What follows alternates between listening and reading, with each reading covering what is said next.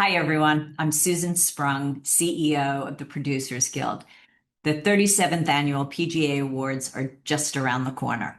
It's my pleasure to welcome you to our documentary nominees roundtable featuring producers from the 7 films nominated for Outstanding Producer of Documentary Motion Pictures. This roundtable is designed to celebrate the artistry of documentary storytelling. Please join me in welcoming today's moderator, Trevor Smith. Trevor Smith is an Emmy-winning producer and executive vice president of This Machine Filmworks. His extensive credits include Martha and Billie Eilish, The World's a Little Blurry. He's currently producing 2 films set to premiere next month. Take it away, Trevor. Thank you, Susan. My name is Trevor Smith, and it is my absolute honor to serve as moderator for the 2026 PGA Documentary Virtual Roundtable. I am joined today by 7 extraordinary producers who, through tireless dedication and commitment to their craft, played pivotal roles in bringing these important films to the screen. As you're about to hear, the documentaries nominated this year represent a special collection of films, work that is innovative in form, entertains, speaks truth to power, explores the human condition, and helps us make sense of the world we live in today. Welcome, nominees. I would love to start by going around the table and giving everyone an opportunity to tell our audience what your film's about, as well as speaking to how the film was conceived. Alisa, let's start with you. Please tell us about your film, The Perfect Neighbor. Well, I want to first thank you all for having me. I'm so excited to be a nominee in this for a PGA award and to be with this great cohort of people, my fellow nominees. The Perfect Neighbor is at its core a story about a beautiful multiracial community that is disrupted by one violent outlier who's unhappy with children playing in a field next to her. Unfortunately, this story came to us because the victim, Ajika Owens, who is a person that was murdered by Susan Lawrence, is a family friend of our director, Geeta Ganabir. And so I still remember where I was and what I was wearing when I got the call on June 3rd, the day after she was killed, 2023, and where I was sitting in my living room when I got the call that her cousin's best friend was killed. And so Geeta, myself, and Sam Pollard have a small company, Message Pictures, and we sprung into action, got a team down there to first start to give press clips and just serve as the media team to make sure that this got attention. Because if you haven't seen the film, Susan wasn't immediately charged. She got charged 4 days after she killed Ajika. And we know in the case of Trayvon Martin that in Florida, where this happened, and in Marion County, that George Zimmerman got off after stalking and killing Trayvon Martin. So it was super important to us that Susan did not get off with it. And so we were on the ground filming with this, and it just became more and more as we met her family, as we saw her beautiful children. We just knew more and more that we needed to be involved. And about 2 months in, the family's lawyer gave us a thumb drive that had a jumble of police body cam footage, et cetera. And when we all looked at it collectively, we realized that this was a documentary, and that if we, as our editor Viri would say, would trust our audience, that we could live predominantly in police body cam footage. And so I'm thinking, because I'm here and because we've here and some people have seen it, that risk that we took and that choice that we made in craft really paid off. Thank you, Alisa. Let's move to Andrew. Please tell us about the Alabama Solution, which, in addition to producing, you also was the director together with Charlotte Kaufman. Yeah, thank you, Trevor. And I also, what an amazing group of people. I've had the chance to spend time with Tamara. I've spent time with, obviously with Trish and Yoni and Alisa. So I don't know, I'm glad to meet Helle and Toby as well.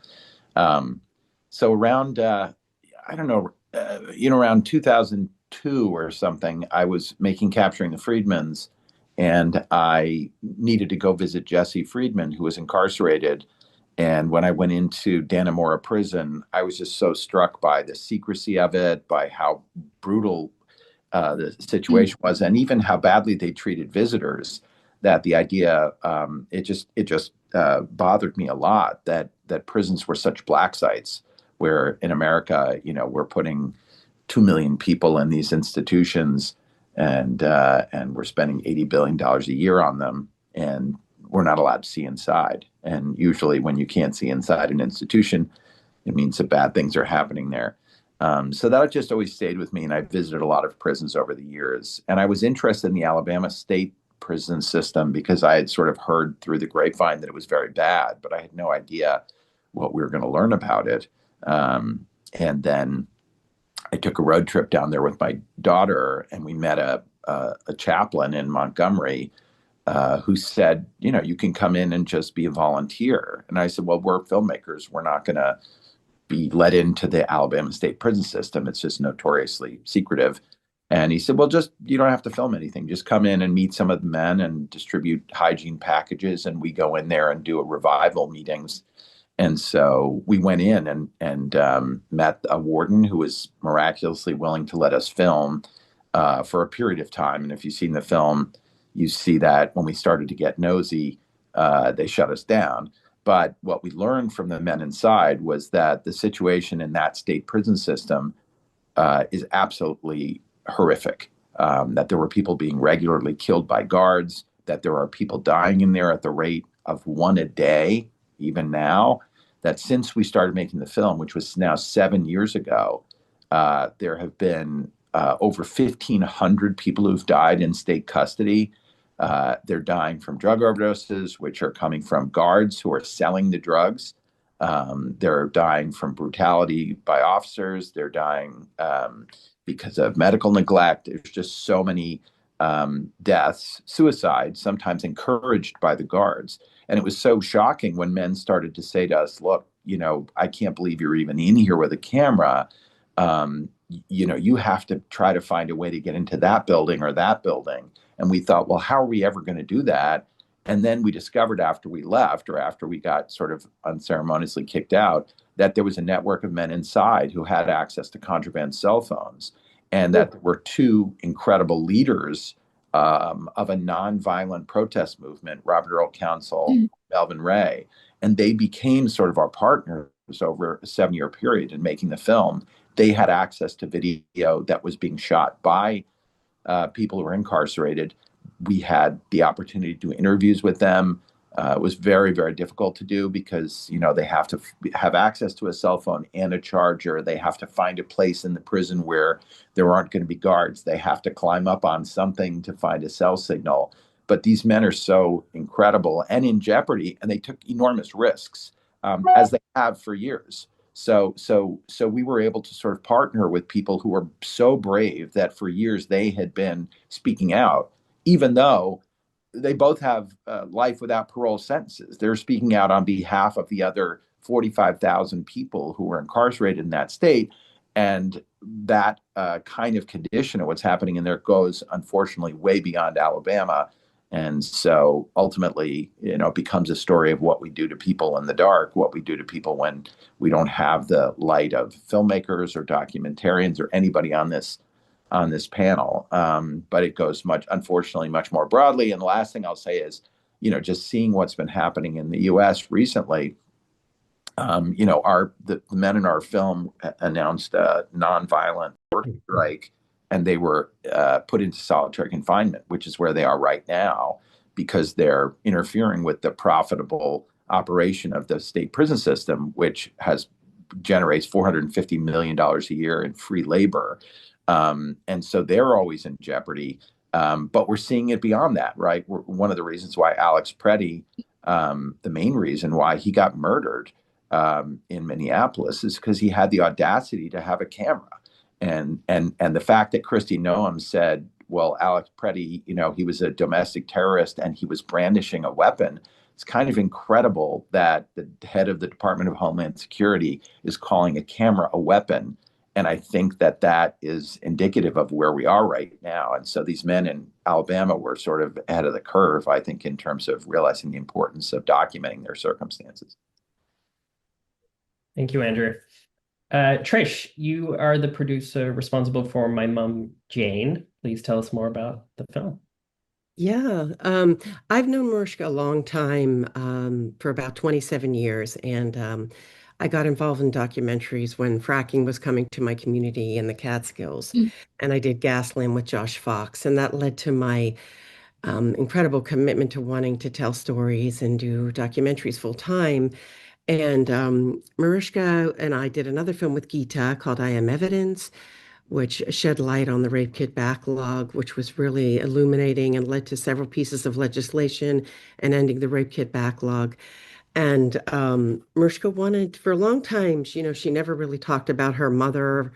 She talked about her father, but she had carried a lot of shame about her mother. And she really wanted to explore the psychology of family and generational trauma and really look at the choices also that women had to make at certain periods in our history and her own connection to it. Her journey in playing the role that she plays on Law and Order SVU has opened up so many opportunities for people in relating to the show and just rape kits and sexual assault. And she really wanted to take a deep personal look at her own life and her family. And we jumped right in, and I really commend her courage in sharing deeply important family secrets and lifting the shame, which is so freeing for all of us to relate to in relationships. We all have things in our families that are challenging and painful. And I think it was an invitation for people to come into the conversation of our own lives and how we choose to handle relationships and look upon them and think about what we can do to open up communication and heal the wounds that bind us.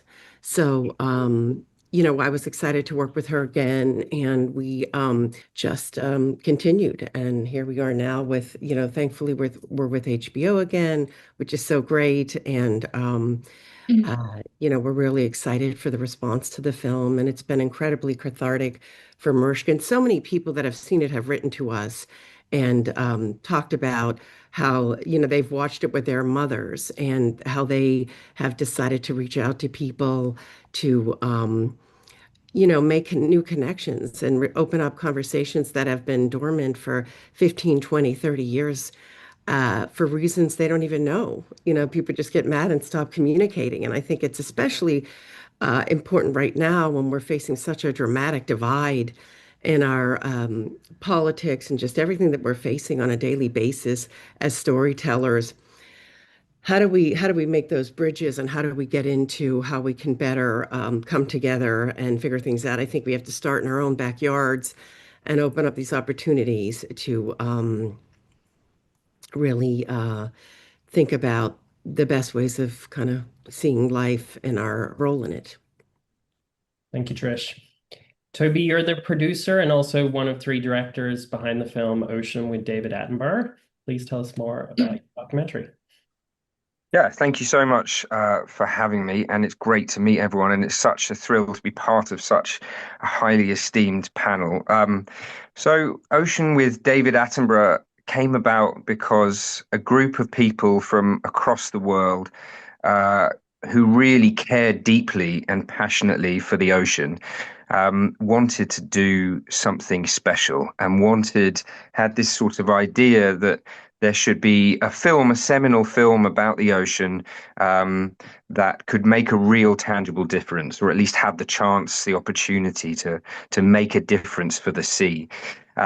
Because we live on this great blue planet, right? The planet is 2/3 ocean. Every other breath we take comes from the sea. It's responsible for the 4 billion people rely on the ocean for food. We even if you don't live next to the ocean, we very much rely on it every day, and it's in great need of our help at the moment. So the idea was to get this film in production and get it made in time for this huge ocean summit last year, the biggest conference about the ocean in world history in Nice, the UNOC, United Nations Oceans Conference in UNOC last year. and to release it on David Attenborough's birthday. So the idea would be let's get the biggest front man we can. So we took it to David Attenborough, and he just loved it, because for him this was a real passion project. This became his most emotional, most heartfelt, and most reflective piece, because after telling us the greatest stories of the natural world for the last 100 years, this is really his big epic sort of statement, is that there is nowhere more important than the sea, and that if we save the sea, we save our world. So it's this big sort of conclusion of all of this lifetime of storytelling. And I was invited, had the amazing opportunity to produce it, and so I thought, okay, how do we tell a different story that's worthy of this great film, that can try and make a difference? And I started deep diving into absolutely everything possible about the ocean, and it turned out there was just this incredibly straight line narrative in front of us that I've just got so excited about. And it's basically that we are living in the greatest age of ocean discovery, and that is peaking now, and that's been David's lifetime. David's been with us for nearly 100 years, and through his lifetime, we have discovered so much about the ocean that it is completely blown out the water, no pun intended, what we know about the ocean and how important it is for our survival and all life on Earth. And not only that, but we're only just discovering the damage that we're doing to the ocean, and that's because it happens out of sight, out of mind. It happens hidden below the waves. So I was like, okay, this has to be a big part of our mission, to get on screen for the very first time these processes that are happening so commonly across the entire planet, across every corner of our ocean, that are destroying the ocean in a really violent way, and no one knows about it. And the huge thing about that is that the ocean belongs to all of us, and none of us really think about it in that way. You know, the high seas are the greatest commons on the planet, and it doesn't belong to a small group of rich, powerful individuals or governments to do with what they will with it. It belongs to every single person on Earth equally, and none of us are having a say in how the ocean is being exploited. But the greatest excitement for me was that basically I could quickly see that this was a real story of real hope, real tangible hope. And, you know, we've had a lot of doom and gloom the last few years, and that's showing no sign of letting up. But it was clear that actually this idea that if you protect part of the ocean, the process of recovery is completely different to if you protect a part of land. In the ocean, it's way quicker, it recovers far more spectacularly, and that life just floods out into surrounding areas of ocean, so that by protecting some areas of ocean, we can fill the rest of it up with life again and live in a world that doesn't just survive but thrives. And that is just so exciting. And it's not just sort of wishy-washy stuff. It's actually already happening. Wherever we're doing this, wherever we're protecting the ocean, it is recovering in a way that we'd never dreamt was possible. In just a few years, we can see this just in a couple of years in space of time. So it recovers so quickly, and that's a win for our climate, for the billions of people that rely on our ocean for food, for thriving coastal fishing economies, for our atmosphere, and for all life on Earth. So it was a story that really excited me, and it was a great pleasure to make. Thank you, Toby. Helle, you are the producer behind Mr. Nobody Against Putin. Please tell us more about your film. So, Mr. Nobody Against Putin is about this totally normal guy. His name is Pasha. He lives in the midst of the Ural, Russia, in a little town called Karabakh, where he works as an event coordinator at a school. And Pasha, he's this kind of guy that all the kids love. They come to his office, they play music, they have fun. And that all changes when Russia makes the full-scale invasion on Ukraine, and Putin starts dictating the schools to make propaganda in the classes. So normally Pasha, he's walking around with a camera. He will He will make footage of the kids when they're graduating or they make plays in schools. And now he's supposed to film all this propaganda and upload it into an educational server on YouTube to prove that the school is actually making all this propaganda with the kids. And he feels that his job is so sickening that he actually he resigns. But then he gets the idea that maybe this footage can be used for something. And during some middlemen, he gets in contact with David Borenstein, our director, and me. And he starts sending this material out so we can actually start producing a film about this. So when the footage hits my desk, so to speak, I'm not doubting for a second that we have to make this film, but we also know that this is going to be like very risky. We have to keep Pasha safe, and we also have to keep this totally secret because he's going to film for a couple of years. So what he does is that we set up a security line with an encrypted line where he can upload his footage for us.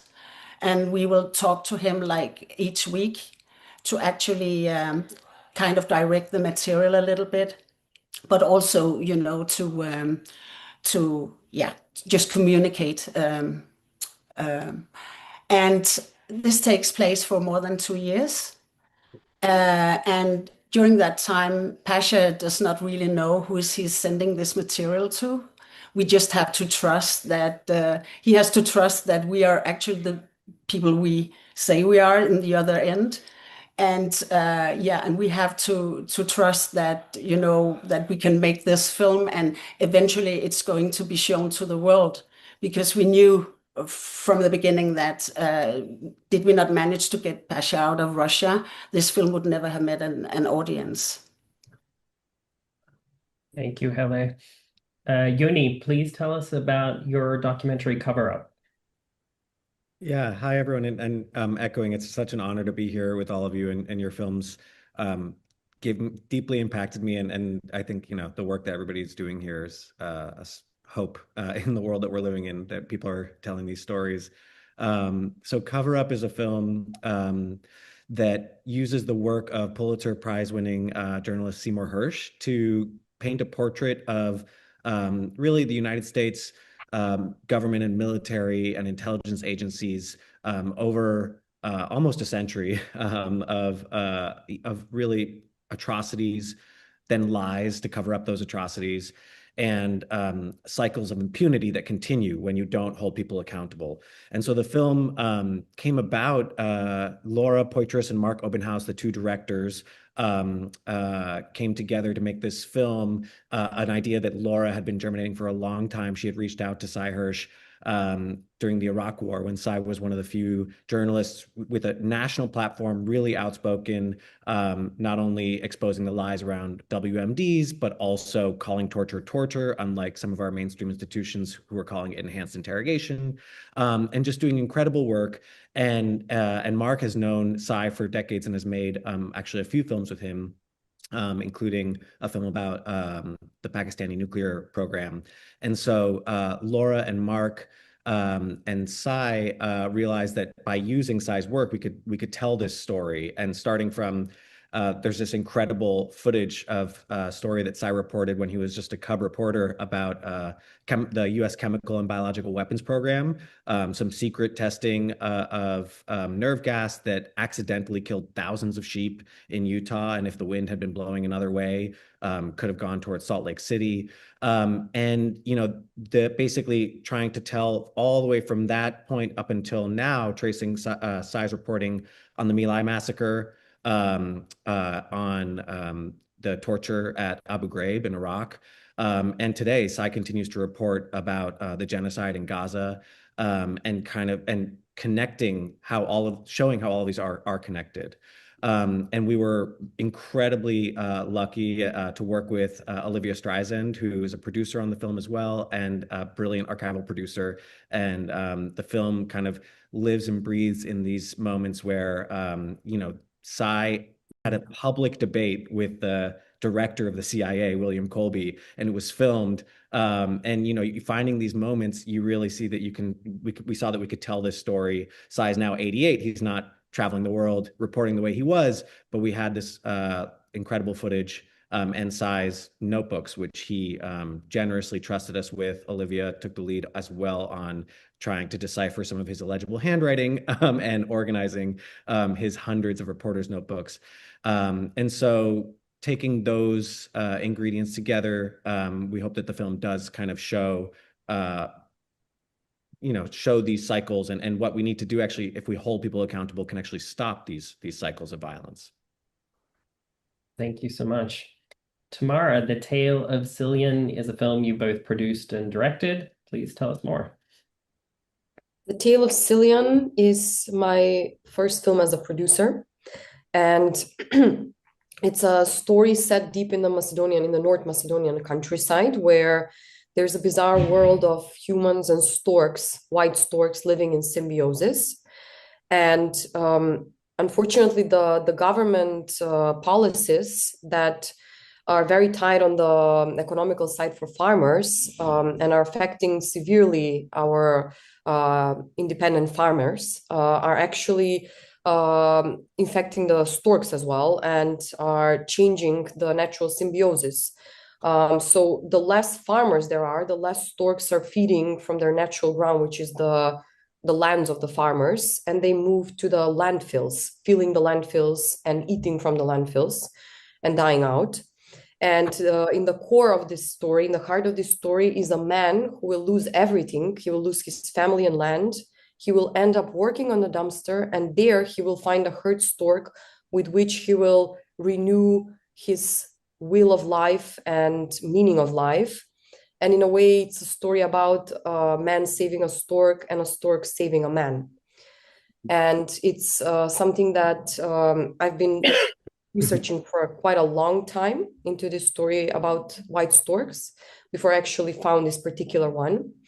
And I decided to produce it out of necessity and in a way, just the conditions of my country and the financing system are very, very horrible. So they pushed me in the direction that I have to produce myself, which was the reason why I made this decision to produce and direct this film. Thank you, Tamara. Now I'd love to transition the discussion to some of the more unique challenges and important decisions that you each faced throughout the production of your films.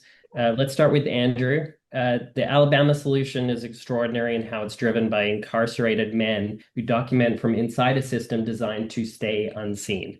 Can you talk about the personal risk they took to participate and what you did as a producer to nurture that process? And then practically, I'm also curious what kind of workflow was adopted to physically extract the footage that was being shot from inside the prison. Yeah, thank you for asking that question. These men, especially Robert Earl Council and Melvin Ray, had been documenting their circumstances for a number of years before we got there, really back to around 2013 when cell phones first started to be introduced into the prison system. And they were, like the drugs, they were sold by guards. The guards are the ones who bring in the cell phones. And the men were such extraordinary communicators. You know, they had been sort of self-taught to be lawyers. They're quite brilliant at the law. And they were very aware that using the sort of court of public opinion was going to be the most effective way to try to call attention to the U.S. prison crisis, even beyond Alabama. And so they became leaders and started doing things like nonviolent work stoppages to interfere with the machinery of forced labor. They started, using the cell phones to document beatings by guards, killings by guards, starting to document incredible drug use. And just the deep problems that are in that system. And when we started to communicate with them, I think we were worried. We're always worried for their safety, but that's a risk they've been taking for a long, long time. and they're very thoughtful about it. It's not that they were dragged into this idea. When we went into the prisons to begin with, people said to us, "You have to tell this story. Nobody's getting in here. If you're going to get in, you have to get the word out." And it was very clear throughout that these men wanted to tell that story, and were willing to take these risks, and had been. But it is an incredible level of bravery, because in the film you see that both of them have been physically retaliated against in the past, whether it's for a nonviolent protest, or just because the administration wants to put them off balance because they're such strong leaders. And so the communication with them was challenging for obvious reasons, just technical reasons. But we were able to organize things so that we could get enough material from them.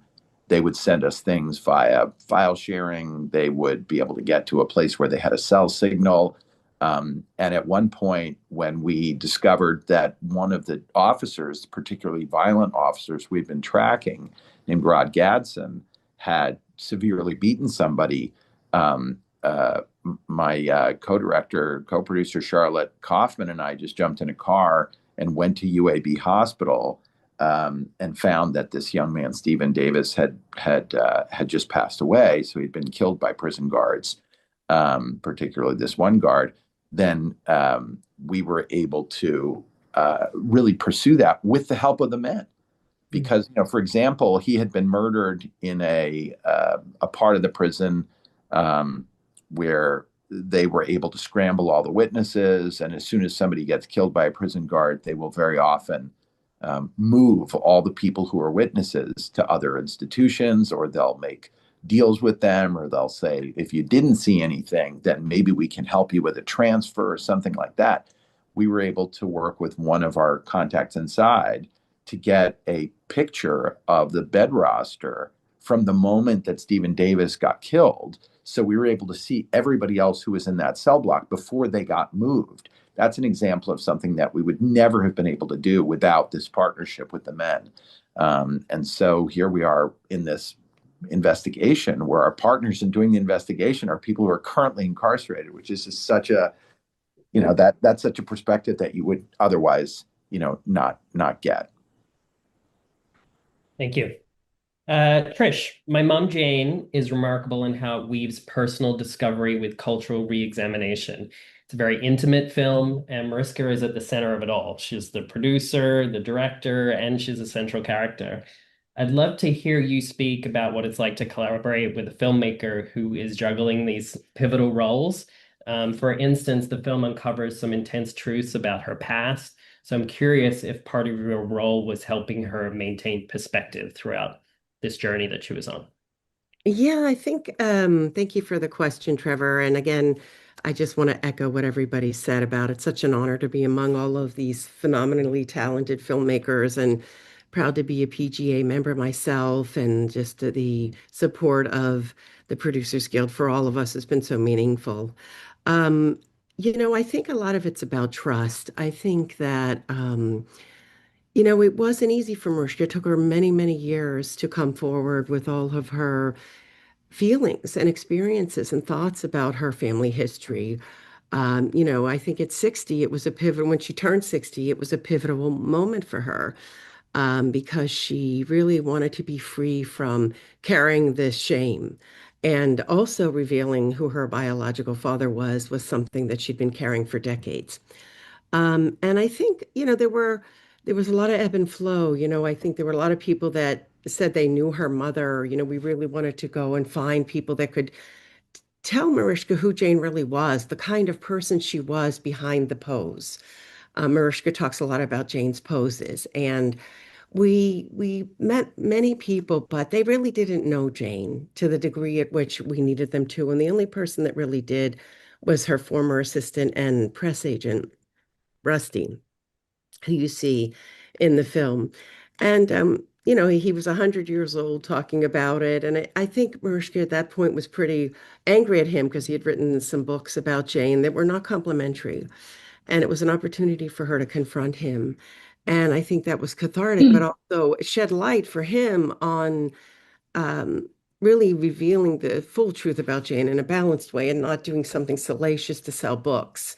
And I think Mariska was really open to a lot of opportunities for how to tell the story. We had one opening and then we looked at another, something that would really strike people at the onset of the film to engage them in who Jayne was and Mariska's search for answers. She really didn't have answers because the father that raised her, Mickey Hargitay, never really talked about Jayne that much. After Jayne died, everything was largely locked away.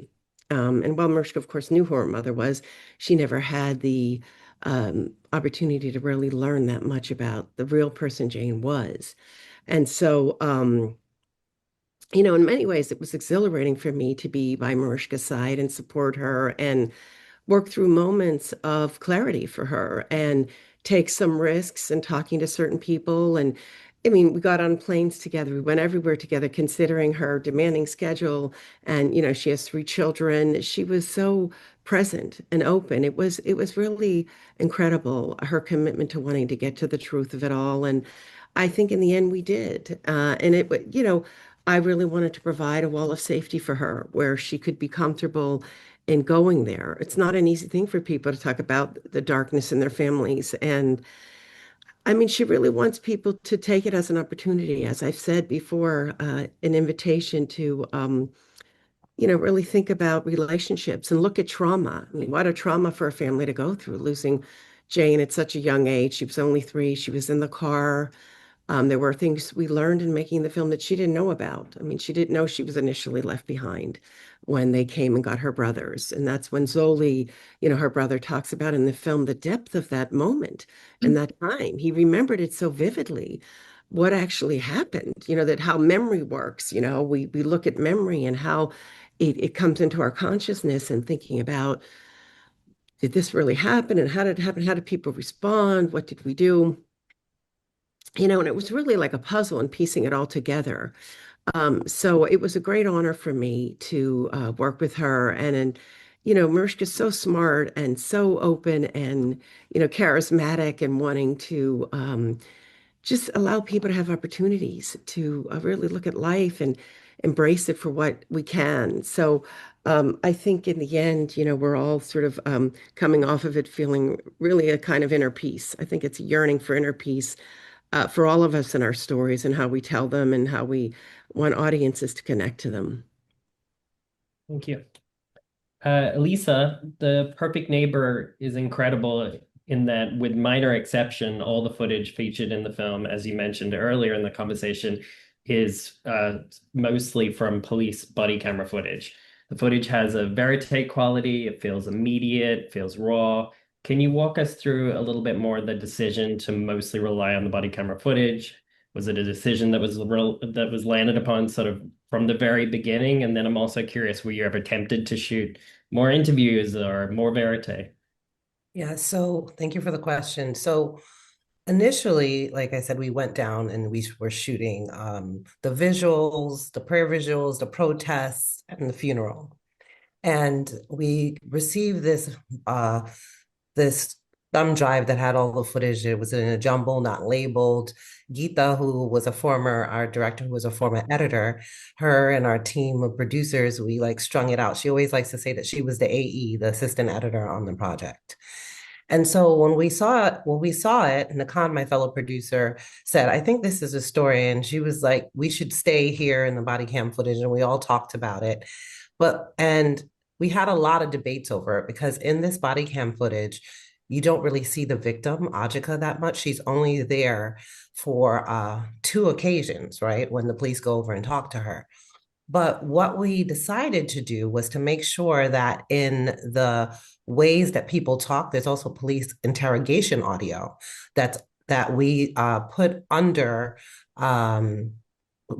B-roll of the community. And so while you are listening to that B-roll, yes, about the incident, you're also hearing about Ajika as a mother, as a community member. And so it feels that even though she's not there and she's not given a backstory, that you're getting that from the community.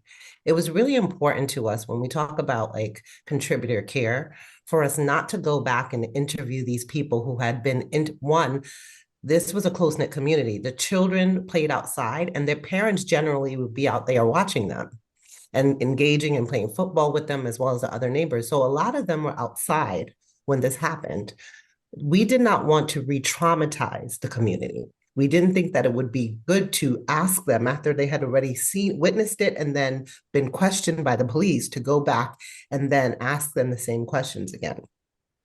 The other thing for us, like sometimes, when we look at cuts and we would get this commentary, we felt like the importance of sticking to the police body cam footage was that in this case, where usually if there is a Black victim on the other side of a violent crime done by a white person, at the end, the Black victim generally gets victimized. We saw that with Trayvon Martin, et cetera.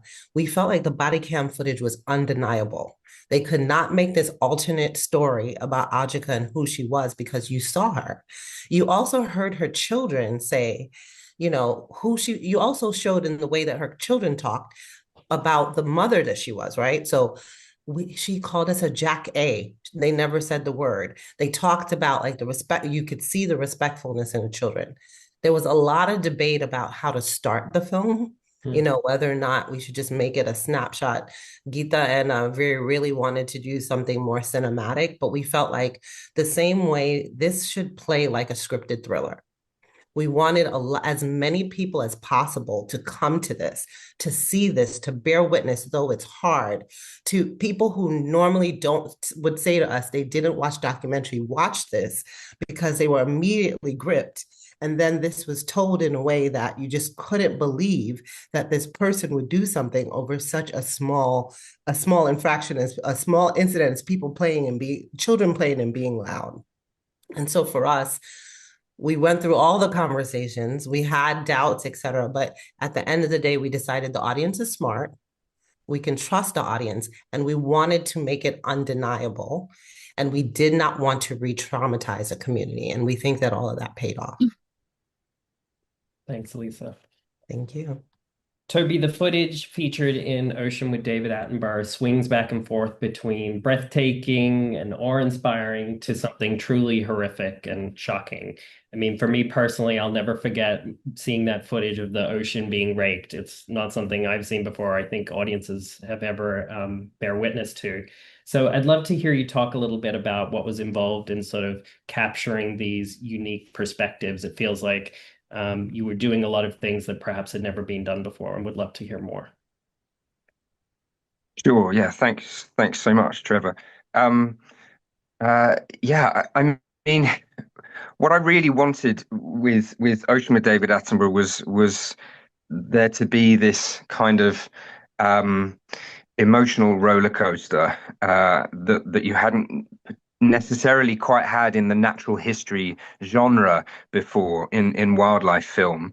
And for that, we needed to show wonder and hope, but also horror and abject devastation. And when it comes to the bottom trawling images that you're talking about, you mentioned, that became such a clear mission, because you're talking about something that was invented 700 years ago off the south coast of the UK. And it was done back then with little boats and little sails and little rakes on the back. And there was bycatch brought back onto deck then and dumped on the back deck of these little boats. And there were letters of complaint to the king at the time. So people knew that bottom trawling back then was a bad thing. Now, fast forward 700 years, it's happening across the entire planet on an industrial scale in every corner of our ocean, and is as common as ploughing on land, yet is as destructive as bulldozing the Amazon rainforest or ripping up my ancient woodland. Now, if that happened on land, if my ancient woodland in Bristol in the UK was suddenly bulldozed one weekend, the entire city would quite rightly be in uproar about it. There would be mass protests, there would be walkouts. But this is happening every day around the world in the ocean. And the reason is that's happening out of sight, out of mind, hidden from view. And I think that was what I thought was our kind of gift with this film as storytellers, as filmmakers, was to use the power of film to bring these images, capture them cinematically for the first time and bring them on screen and show them to the world. And it took 2 years of technical development. These are situations of high pressure, of high depth. There's very little light down there. You see how violent it is. It's crazy, violent, powerful process. So it took a lot of time and effort to develop the housings and the technicalities of the cameras that could make it work. And then, of course, getting on the boats themselves was a big challenge, and that took years of sort of collaboration and negotiation. And you can see why it's never really been shown before, because people don't want anyone to see it. The trawling industry, the trawling lobby don't want the world to see it because, frankly, if as soon as you see it, you get how violent it is, you get how destructive it is. And so I think as soon as you got those images on screen, you could show that process, that violence clearly for the first time. And then I thought it was really important to bring people into the real story of hope afterwards with these incredible examples all around the world. One amazing place is the Papahanaumokuakea Marine National Monument in the center of the Pacific, northwestern Hawaiian Islands. And I thought it was important there for David to hand over the baton of the narration to the people who represent and guard this place. And for the native Hawaiian community, the Papahanaumokuakea Marine National Monument is the most significant place. It represents the place where you go in the afterlife.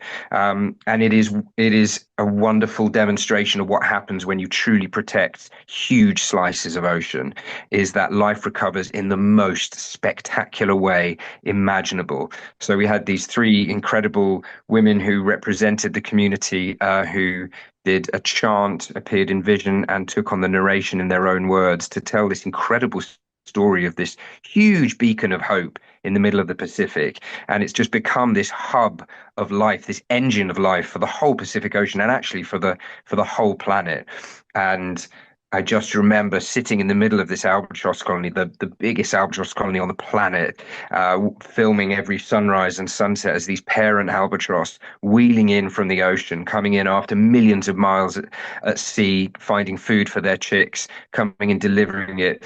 And this is a place that has just exploded back to life really, really quickly because of protection. It's just the most incredible story.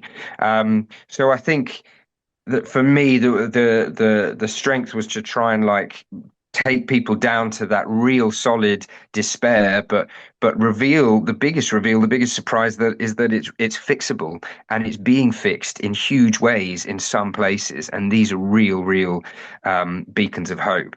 And I think what's been really encouraging in the last 6 months is that we've seen this sort of change in policy that the film seems to have led to, which was always the dream. That was the dream that we'd make something that actually would make some sort of difference. And I've been doing these screenings in parliaments and in the EU and the UK and Iceland and around the States, and it's just having this effect. Those trawling images on Instagram, after they were released, I think there was tens of millions of people that just kind of picked it up, and it just kind of ran away with it. And it seems to still be being screened around the world and being used to change policy. And that was always the hope and the goal. So that's more kind of uplifting than anything. Thank you, Toby. Tamara, the tale of Silyan is pure cinema verite. For me, it was such a gift to spend such intimate time with these characters and see them evolve over what felt like a very long passage of time.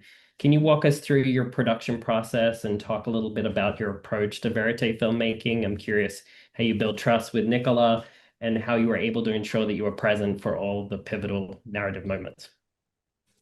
Well, my research started from the storks deviation, from storks eating from landfills. So my research actually started on the landfills. And it was quite difficult to enter the landfills because of certain political issues, because we are non-EU countries. So non-EU countries are usually buying out the trash from the other EU countries, which makes it politically very difficult to enter and to capture this situation on camera because it's quite a conspiracy situation for the government. So it was quite a challenge to be able to enter these landfills with explanation that we are just following storks, and on top of that, to find the right storks on the right landfills, and to just spend a lot of time, a lot of hours, just me and the cinematographer actually on these landfills. So that was the first challenge. Further, when we started following the storks on the lands, so we can make the comparison, the other challenge was how to build the trust with the farmers, who are actually, they're quite nice people, but also they are very raw people, and they don't understand the concept of filmmaking too much. And many times in the rural areas, speaking a difficult language, not being literate, not knowing how to write or read. So it's quite difficult to even communicate with them, which actually it's in a way my passion to find language with these communities who are very closed and fragile in a way. They're very self-protective because in a way they have been abandoned by society in a certain way. So it took a couple of months to just be there, to understand that we are not politically engaged, following their actions. We are not journalists, but we're actually somebody following storks. So slowly they gave us the trust, and this was coming from the farmers community to begin with, before we isolated this single character. So we had to get the trust of the community being there. We spent a lot of time with them. They saw us that we are living on a trailer, on a small little van that we custom made, especially for this film. So they were just seeing us very often in this area, while we finally managed to build that trust. And by the time we decided to choose only Nicola, and he was my kind of selected character, it's been already around 6 months before I decided to work solely with him and his family. And that was a difficult process because his family didn't want to be on camera. His wife was very shy. The women in this community are usually very shy for the camera. So it started just by following Nicola, by following the neighbor a little bit. We have a lot of scenes with just the men of the community because they feel more, how to say, they're more protective over the women being on camera. So we had to build the trust for the men first. So we have a lot of scenes that were never used because of this. They were just serving the purpose of entering the community. And then slowly we started entering the family and the home. And eventually we tried even following the direction of the daughter and the husband leaving and going to Germany, but we didn't manage to actually get the right licensing to be there. It was kind of threatening for their job positions that they just got. So we decided to stay with Nicola on the land and keep following the change, let's say. So then we made a break of about a couple of months where I was figuring out where I'm going with the story and what's possible and so on, before we actually came back and kept following Nicola in his change, in his search for a new job. And eventually towards the end of the second year and beginning of third years, when we captured this moment already while he was working for a couple of months on the landfill, when we captured the herd stork. So again, every one of these plot twists was significantly indeed changing the dramaturgy. And this is why I love working with observational documentaries and cinema verite. And I love being carried by the story in certain moments and then stopping for a while and understanding how we can summarize this, or am I going in the right or wrong direction? And then we go again, we discover the new path. So it did take some time to kind of summarize the entire story. It took about 3 years. Thank you so much.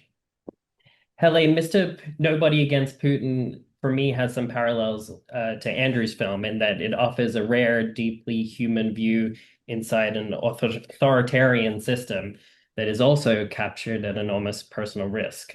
You were producing the film while also managing encrypted communication, secure footage transfers, and even an eventual extraction plan. Can you talk a little bit more about managing those day-to-day processes and the obligation you may have felt as a producer to do everything you could to help maintain Pasha's safety? Yeah. So, I mean, the encrypted lines were like very doable. Once we set them up, it was sort of just processing. The big thing was about Pasha's extraction from Russia. I had absolutely no idea how to get a person out of Russia. And since this was so secret, I had to do my research very much undercover. So what I did was that I started out speaking to some security companies. They weren't of much help. Then I spoke to human rights lawyers and I spoke to NGOs that had some, some experience with things like this. And also, it was not only about getting him out of Russia, but it was also about to create him a new life afterwards. So where should he go? I knew that Denmark was definitely not an option. I'm Danish. So I know that the asylum processes in my country is really cruel. We will keep people in an asylum home while the case are pending, and that can take years. And it's so devastating for people, and they're almost broken when they go through this process. So I knew that Denmark was definitely not an option. So I was looking at different places, different countries, and I figured out that the best way of protecting him was to get him into the EU. But at the same time, while we were producing, the rope was tightening around Russians, and nobody in the EU wanted any Russian citizens anymore. So it just became increasingly difficult to find a solution for all this. And then eventually, by accident, I ran into Radovan Sibert from Czech Republic. He's a colleague of mine, and we have known each other for years. And while we were catching up, I just decided to confide in him. And he said to me, I think I might be able to help. So the two of us, we got together, and I can't go too much into detail what happened, but as a matter of fact, we succeeded in getting Pasha Schengen visa. That was really emotional when that happened. We all got together in Istanbul, and that was actually the first time we met in person. And Pasha sat down with David and watched the rough cut that he made. And after watching it, he looked at David and he said, David, 50% of me thought this whole thing was a scam. And that was where we realized, how much trust he had put in us. And after that, we managed to get him into the EU on the Schengen visa. For some months, he was traveling with us within the EU. He came to Copenhagen and finalized the film with us in the editing room. And then we decided that now was the time to go for the asylum process. Because once you start that, you can't move from the country you're in. You can't travel, not even within the EU. You are sort of stuck. So, but we decided we couldn't wait any longer because we could just see what happened to Russian citizens in the asylum process all over the world. So, so he applied for his asylum, and fortunately he got it. So after a very short period of time, we would have expected it to be much longer. He was able to travel with us and actually go around from August 25 and go with us to the festivals and doing this whole thing right now with all the Academy run and so forth. So it's been a big revelation to everyone. I must say just one comment that during the production time, I woke up every morning and said to myself, maybe this is the day where I have to go and call all the finances and tell them I spent all your money and there's not going to be a film because I can't make this guy leave Russia. Wow. Yeah. I was just saying it was so great to see him at the Cinema Eye Yeah. Awards and just to listen to him. That was a really special moment. Thank you so much. Yeah, we loved that too. Thanks. Thank you, Helle. Yoni, Cover Up left me thinking a lot about trust, and I think it's something that we've spoken a lot about here today, and I think as documentary filmmakers, it's really the foundation of the work that we do. I'd love to hear you speak a little bit more about how trust played into making the documentary. It also struck me that it took you almost a decade to build up enough trust with a subject whose career, Cy's career, has also very much been defined by building trust with confidential reporting sources. So I'd love to hear you talk more about that. Yeah, thank you, Trevor. And I mean, yeah, I think as everybody's already spoken about trust, every documentary producers are experts in the ins and outs of trust. And the process is different for every film. I think with Cy, so I think, as you said, Cy's work really over 60 years is developing sources who he can trust and who trust him. And so when Laura in 2005 met with him and said, I'd love to make a film documenting your work, Cy said, I fly to other countries to meet with people who live in Washington, D.C. and work in Washington, D.C.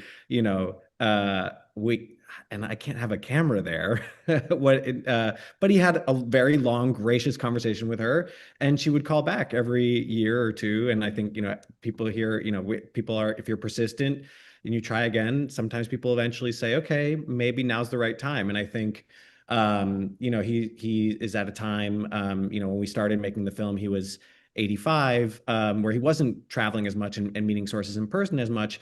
And we're living at a time where, the need for the journalism that Cy does and that other journalists like him do is so apparent, and the institutions that he, the film, Cy worked at the Associated Press, at the New York Times, at the New Yorker, and these institutions and other legacy institutions are really going through a lot of crises, and that there is a need to highlight these stories, I think motivated him deeply, and felt that, okay, it's worth taking the risk to trust these filmmakers. And of course, the fact that Mark Obenhaus has known Cy for many years and made 3 films with him, I think as a team, Laura and Mark were able to instill, Cy was able to fully trust them and us. And yet, even with that, as you see in the film, at one point he quits the film. It wasn't a total surprise to us because, as we were editing the film, we have story cards, and one of them is Cy quits the AP, another one is Cy quits the New York Times, another one is Cy quits the New Yorker. So when it happened, we were like, okay, Cy quits the film. It's kind of, we could have seen that one coming. And in a way, he was saying out loud what probably, many documentary subjects have thought at some point: why did I agree to do this? Is this the right idea?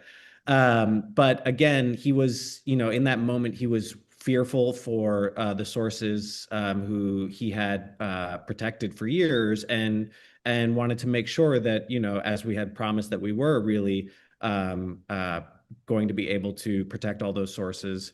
And he, we were able to have those conversations and get the film kind of back on track. And so I think that the being rooted in the same value of why we were making the film is kind of the core motivating principle to keep us all going, and then just constant communication and making sure that, we went through frame by frame and redacted anything that was in the film that then needed to be redacted with Cy, as well as from the get-go, making sure that, if there were things that could never even be seen on screen, weren't seen, et cetera. So, and I think it's one of the greatest privileges that people do give us this trust. And I and the team are just so grateful to Cy for having given that. And I think as an industry, we all are indebted and so grateful to the subjects of the films. Thank you so much. I could really talk to you all for the rest of the day, but unfortunately we are running out of time. So I want to thank you again for this really brilliant conversation. Congratulate all of the nominees on your terrific films. Wish you all the best for the rest of the season, and also thank the PGA for putting us all together to have this conversation. Thank you guys so much. Thank you. Thank Trevor. you. Huge. Thank you so much. Congratulations to all of our nominees. Thank you for your participation and for such a fascinating conversation. Have a great night.